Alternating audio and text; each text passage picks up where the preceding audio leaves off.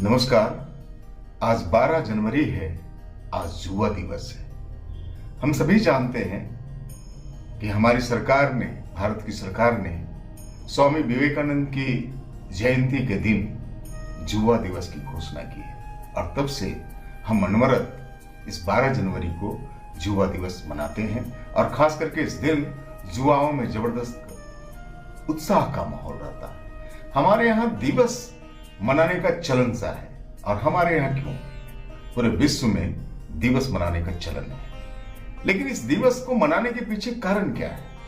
हम कभी बाल दिवस मनाते हैं, हम कभी युवा दिवस मनाते हैं, हम बहुत तरह के दिवस मनाते हैं। हम क्यों मनाते हैं दिवस, हमें यह समझना होगा। मैं इस पीछे दो बात कहना चाहता हूं मित्र, कि इतिहास किसी को यूं ही अपने यहां जगह नहीं देता। सैकड़ों अरबों लोग रोज काल कलवित होते हैं, चले जाते हैं इस जहां को छोड़ करके, लेकिन इतिहास किसको याद रखता है? बहुत बिरले वो लोग होते हैं, बहुत बिरले वो सुरमा होते हैं, बहुत बिरले वो महामानव होते हैं जिसे इतिहास अपने पन्नों पे जगह देता है। और वैसे ही महामानव में नाम है स्वामी विवेकानंद का। आज जो परिस्थितियां हैं पूरे विश्व की, इन परिस्थितियों में स्वामी विवेकानंद और उनके उपदेश, उनके विचार आज बहुत प्रासंगिक है, बहुत महत्वपूर्ण है। 39 वर्ष की छोटी उम्र में स्वामी विवेकानंद ने इतना कुछ कर दिया जितना करने के लिए कई जन्मों, कई जीवन कम पड़ सकते हैं, हम सभी जानते हैं। तो हम आज जानेंगे कि आखिर क्यों मनाते हैं हम स्वामी विवेकानंद की जयंती, आखिर क्या खास है, हम क्यों मनाएं? स्वामी विवेकानंद की जयंती मनाने से हमें क्या लाभ है, या विश्व को क्या लाभ है, या इस देश समाज को क्या लाभ है, हमें यह जानना होगा। हमने देखा आज कई कार्यक्रमों में मुझे एक खबर नवीस के रूप में उपस्थित होने का मौका मिला, लेकिन हमने देखा कि लोग युवा दिवस मना रहे हैं, लोग बड़े बड़े होर्डिंग लगा रहे हैं, बड़े बड़े बोर्ड लगा रहे हैं कि युवा दिवस के अवसर पे हम ये कार्यक्रम कर रहे हैं, लेकिन उस बोर्ड के होर्डिंग में कहीं स्वामी विवेकानंद नहीं दिखता। 2 पुष्प भी उन्हें अर्पित नहीं किया जा रहा है। जिनके नाम से युवा दिवस मनाया जा रहा है वो महामानव ही गायब है, उनकी तस्वीर भी नहीं लगाई जा रही है। तो ये कैसे खोखली बातें हैं। किसी के दिवस मना लेने से, किसी की बातों को दोहरा देने से हमारा कुछ भला नहीं हो सकता। जब तक हम उनकी कहे अनुसार, हम उनके उपदेशों के अनुसार अपनी राह ना अपनाएंगे, हम उनकी कही बातों को जब तक समझेंगे नहीं, हम उनकी कही बातों को जब तक जीवन में उतारेंगे नहीं, हम उनकी कही बातों को जब तक अंदर से महसूस नहीं करेंगे, हम 2 कदम उनकी कही बातों पे चलेंगे नहीं, तो ये दिवस मनाना सिर्फ अपने को भुलावा देना है, अपने को छल करना है।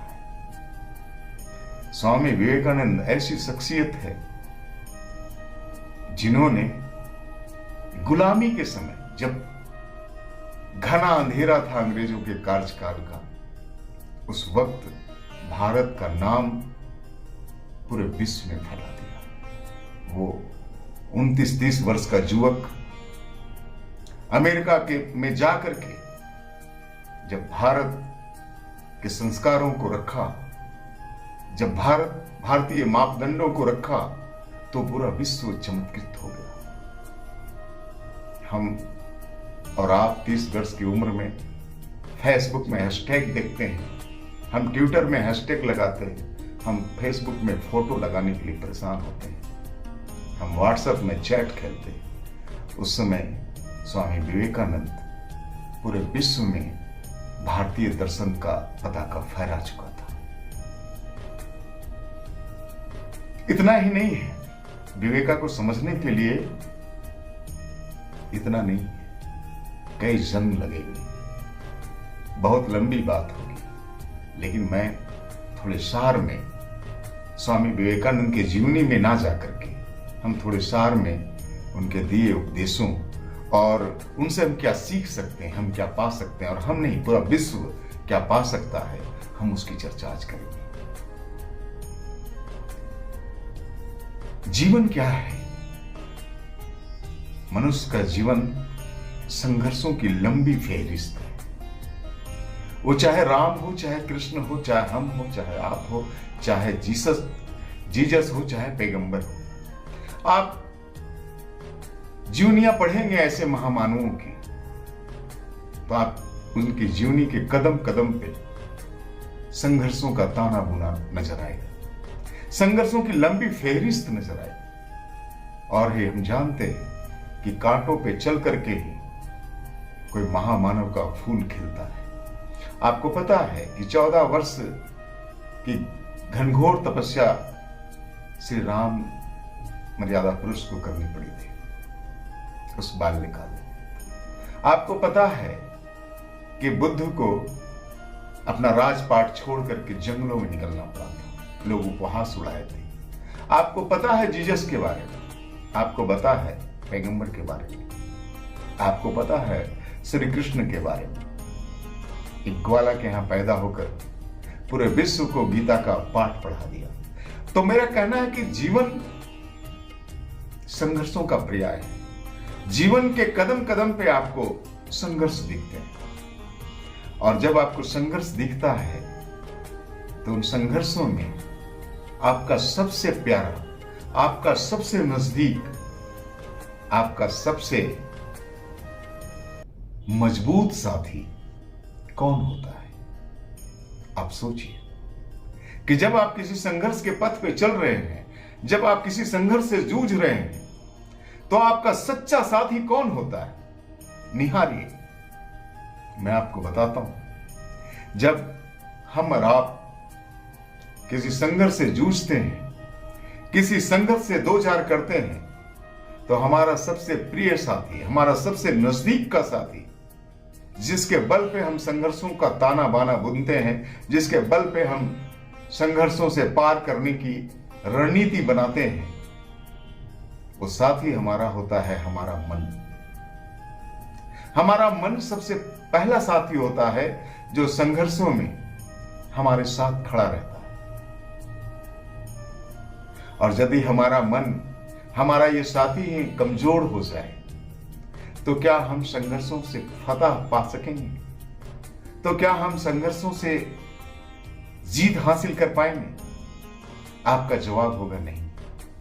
कि जिसके बलबूते पे हम संघर्षों से जूझ रहे हैं, लड़ रहे हैं, अगर वही कमजोर हो, तो हम संघर्षों से कैसे जीत पाएंगे? तो हमारा संघर्ष जीवन, हमारे जीवन में कई संघर्ष आते जाते रहते हैं, और उस संघर्ष में हमें जो सबसे नजदीक का साथी होता है, जो सबसे समीप का साथी होता है, जिसके बलबूते पे हम सारा ताना बाना बुनते हैं, वो होता है हमारा मन। तो हमारा मन मजबूत होना चाहिए। और मन कैसे मजबूत होगा? मन मजबूत होगा ध्यान से, मन मजबूत होगा संयम से। और स्वामी जी यही कहते हैं कि हमारे देश के युवाओं को ध्यान करना चाहिए। आपको पता होगा स्वामी विवेकानंद, जब स्वामी विवेकानंद नहीं बने थे तो उनका नाम क्या था? नरेंद्र नाथ दत्त। नरेंद्र नाथ दत्त से विवेकानंद बनने का जो सफर है, उस सफर में नरेंद्र नाथ दत्त को जो सबसे ज्यादा साथ दिया वो था उसका मन। और उस मन की जो मजबूती आई, वो मजबूती आई उसके ध्यान से। हम सभी को मालूम है कि नरेंद्र नाथ दत्त एक संपन्न परिवार का बालक था। उसकी फैमिली में सभी अच्छे पोस्ट में थे। उसकी फैमिली का बहुत नाम था, और उसकी फैमिली लोगों की मदद करती थी, तो बहुत नाम था। उसके फादर कोलकाता में एक अच्छे एडवोकेट थे, एक अच्छे वकील थे। नरेंद्र ने सोचा कि मैं भी पढ़ लिख करके ऐसा ही वकील बन सकता हूं, मैं टाई और कोट पहन सकता हूं, मैं संपन्न हो सकता हूं, मेरे पास वाहन हो सकते हैं, कमाई के पैसे हो सकते हैं, जो आज के युवा सोचते हैं। लेकिन नरेंद्र ने सोचा कि क्या मैं इससे संतुष्ट हो पाऊंगा? तो नरेंद्र को एक दूसरी चीज नजर आई। नरेंद्र को संन्यास नजर आया। उसने सोचा मुझे किस राह में जाना है। तो थोड़ी देर के लिए नरेंद्र ने संन्यास को सोचा, लेकिन उसकी पढ़ाई जारी रही वकालत की। नरेंद्र बड़े तार्किक थे, वो यूं ही कोई बात नहीं मानता था। एक बात की वाकया है कि स्वामी परमहंस, जिन्होंने नरेंद्र के जीवन में एक पारस का काम किया, वो किसी कार्यक्रम में गए थे और नरेंद्र भी गया था। नरेंद्र कोलकाता में पढ़ाई कर रहा था। स्वामी परमहंस के कार्यक्रम में जो गाने वाले गवैया आने वाले थे वो नहीं आए थे और उसके स्थान पे नरेंद्र उस दिन गवैये का कार्य किया था। क्योंकि नरेंद्र गाता बहुत अच्छा था, उसे भारतीय संगीत में बड़ी रुचि थी। नरेंद्र के भाव विहोर गायन से परमहंस प्रभावित हुआ। अब परमहंस को लगा कि मैं जिसे ढूंढना चाहता हूं, मैं जिसे ढूंढ रहा था, शायद नारायण ने वो मुझे दे दिया। परमहंस ने उसे अपने मठ पे बुलाया। नरेंद्र चला गया।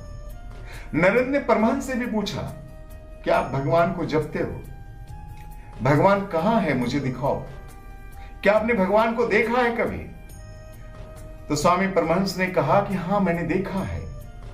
जैसे मैं तुमको देख रहा हूं वैसे मैंने ईश्वर को भी देखा है और मैं तुम में भी ईश्वर देख रहा हूं।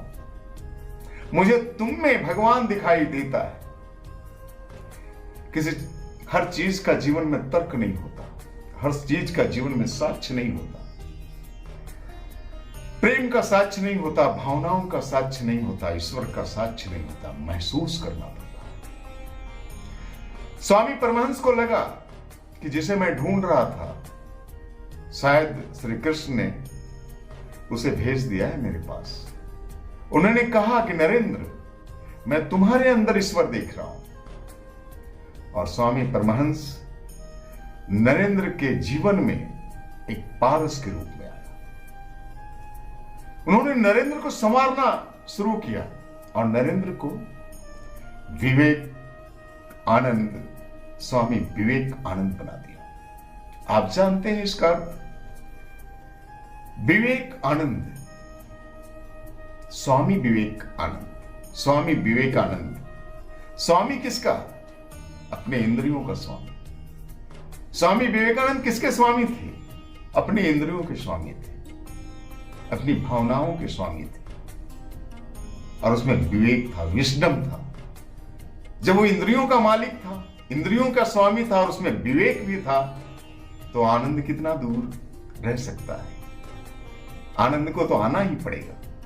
तो ये थे स्वामी विवेकानंद, जो इंद्रियों का स्वामी था और उसमें विजडम था, विवेक था, और इसलिए उसके जीवन में आनंद ही आनंद था।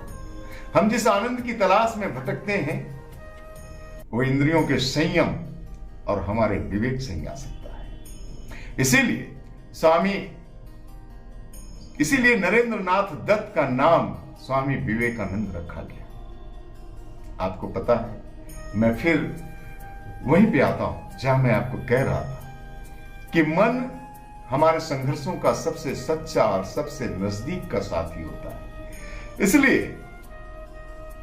हमारा मन जब मजबूत रहेगा तो हम संघर्षों पे विजय हासिल करेंगे। और संघर्ष में विजय हासिल करने के लिए, मन को मजबूत रखने के लिए हमें ध्यान का अभ्यास करना होगा। स्वामी विवेकानंद बचपन से ही ध्यानी थे। वो ध्यान में घंटों बैठे रहते थे और अपने मन को मजबूत करते थे। तो जीवन के संघर्षों से विजय पाने के लिए मन हमारा सबसे सच्चा और नजदीक का साथी होता है और हमें उस संघर्षों में विजय के लिए अपने साथी को मजबूत करना होगा, और मन को मजबूत करने के लिए हमें ध्यान की शरण में जाना होगा। और जब हम ध्यान के शरण में जाएंगे तो हम धर्म के भी शरण में जाएंगे। धर्म वो धर्म नहीं जिसकी लड़ाई आज देखने को मिलता है, जिसकी टीवी डिबेट आपको देखने के मिलता है, वो धर्म नहीं। स्वामी विवेकानंद उस धर्म को तरजीह देते थे जो इंसानियत का धर्म है। हालांकि बहुत सारे लोग कई आवरण स्वामी विवेकानंद के उपदेशों में, उसके क्रियाकलापों पे चढ़ाना चाहते हैं, लेकिन मैं आपको बता दूं कि स्वामी विवेकानंद के फादर जो एडवोकेट थे, उसके यहां 2 चुरुट रखे जाते थे। चुरुट जिसे धूम्रपान किया जाता है, पहले जमाने में आपने फिल्मों में देखा होगा। तो एक चुरुट का बक्सा हिंदू के लिए था, एक चुरुट का बक्सा मुसलमानों के लिए था। नरेंद्र दोनों चुरुटों को पी पी करके देखता था, उसके फादर गुस्सा जाते थे। तो नरेंद्र कहता था कि मैंने दोनों को चख करके देखा, दोनों में कोई फर्क है नहीं, क्या हिंदू क्या मुसलमान। एक पढ़ा लिखा व्यक्ति किसी भी दूसरे धर्म को बुरा नहीं कर सकता। स्वामी विवेकानंद वही थे। नरेंद्र नाथ दत्त बचपन से भी वही था। एक दूसरे धर्म को हेय से देखना किसी गंवार का काम है। अगर कोई पढ़ा लिखा है, अगर किसी ने सही में एजुकेशन लिया है, तो वो किसी भी धर्म को बुरी नजर से नहीं देख सकता, किसी भी धर्म को वो बुराई नहीं कर सकता।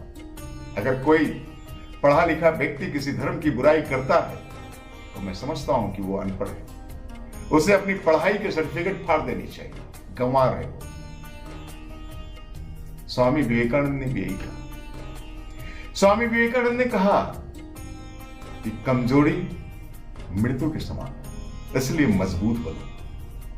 वो अच्छे खान पान के परिविकार थे, वो अच्छे सेहत के परिविकार थे, वो अच्छे मस्तिष्क के परिविकार थे, वो अच्छे सोच के परिविकार थे। इसलिए जब हम ध्यान करेंगे तो हमारा मन मजबूत होगा, हम धर्म की ओर अग्रसर होंगे, हमारे अंदर शक्ति आएगी और उस शक्ति को हम परमार्थ में लगाएंगे। उस शक्ति को सेवा में लगाने के लिए स्वामी जी कहते हैं कि अगर आपने सेवा में नहीं लगाया, आपने जो शक्ति अर्जित की, चाहे वो पैसे की शक्ति हो, मन की शक्ति हो, शिक्षा की शक्ति हो, अगर आपने उसको परमार्थ में नहीं लगाया तो आप देखते हो जिसने इन शक्तियों को भोग में लगाया, अमूमन लोग भोग में लगाते हैं तो आईसीयू में नजर आते हैं। और मैं आपको बता दूं कि वर्तमान संसार का जो नरक है वो आईसीयू। इसलिए मैं तमाम युवाओं से कहना चाहता हूं कि स्वामी नरेंद्र भी चाहते थे, स्वामी विवेकानंद भी चाहते थे कि कोई एक ऐसा विवेकानंद पैदा हो जो विवेकानंद को समझे। स्वामी विवेकानंद कहते थे कि कुछ और विवेकानंद अगर पैदा हो गया तो हम पूरे ब्रह्मांड में राज करेंगे। आपको पता है कि स्वामी विवेकानंद जब 1893 में शिकागो गए थे 30 वर्ष की आयु में, और जब उनको बोलने की बारी सबसे अंतिम में आई थी कि भाई ये गेरुआधारी क्या बोलेगा, और जब उसने गंभीर अपनी वाणी से कहा था कि अमेरिकी भाई और बहनों, तो पूरा 7000 बैठे जो दर्शक थे उस हॉल में सभी उठ करके तालियां बजाया था। क्योंकि जितने भी वक्ता थे उनके संबोधन में आया था लेडीज एंड जेंटलमैन, लेकिन स्वामी जी ने क्या कहा था, ब्रदर एंड सिस्टर्स। और स्वामी जी को इतनी चाहत मिली, इतना प्यार मिला अमेरिका में कि वो कई वर्ष तक अमेरिका और दूसरे देशों में घूमते रहे, यूरोप के कई देशों में। भारत की जो विद्या है, भारत का जो संस्कार है, भारत की जो परंपराएं हैं, भारत की जो वेदांत के परिभाषाएं हैं, उसको वो परिभाषित करते रहे। लोग चमत्कृत रह गया। इसलिए अगर भारत के वेदांत का पताका अगर सबसे पहले किसी ने पूरे विश्व में फहराया तो स्वामी विवेकानंद है। तो मेरा आपसे सीधा ये कहना है कि आप और आपके बच्चे अगर जीवन के संघर्षों से पार होना चाहता है तो स्वामी विवेकानंद का जो फार्मूला है उसको अपने जीवन में उतार करके देखें। आप ध्यान करें और ध्यान करके अपने मन को मजबूत करें और मन को मजबूत करके आप संघर्षों में विजय हासिल कर सकते हैं। आप असीम शक्ति अपने अंदर पैदा कर सकते हैं। अहम ब्रह्मास्मि का भाव अपने अंदर ला सकते हैं। और जब शक्ति आपके अंदर आ जाए तो उसका उपभोग ना करें, उसका अपव्यय ना करें, उसका उपयोग करें। किसके लिए? परमार्थ के लिए, सेवा के लिए। स्वामी जी की सच्चा नमन मैं समझता हूं उनके रास्ते पे चल करके ही होगा। और ऐसे यूं ही बड़े बड़े होर्डिंग लगा करके जुआ दिवस मना लेने से, तालियां बजा लेने से, फोटो खिंचा लेने से आप स्वामी जी की राह पे नहीं चल रहे, आप विवेकानंद की राह पे नहीं चल रहे हैं, आप विवेकानंद के बताए गए मार्ग पे नहीं चल रहे हैं। विवेकानंद का मार्ग है नरेंद्र नाथ दत्त से उठ करके स्वामी विवेकानंद बनना और उसके लिए रामकृष्ण परमहंस जैसे किसी पारस को खोजना और अपना देश जो कि सन्यासियों का देश है, अपना देश जो कि परमार्थियों का देश है, तो अपने देश में अब यदि आप सच्चे मन से ढूंढोगे, यदि आप सच्चे मन से खोजोगे तो आपको अपने जीवन में पारस रूपी तो आपको अपने जीवन में पारस रूपी रामकृष्ण परमहंस अवश्य मिलेंगे, मां शारदा अवश्य मिलेगी। इसलिए स्वामी विवेकानंद की जयंती आप मनाइए जरूर। अभी पखवाड़ा चलेगा, लेकिन स्वामी विवेकानंद के बताए मार्ग पे 2 कदम चलना भी जरूरी है। बहुत बहुत धन्यवाद।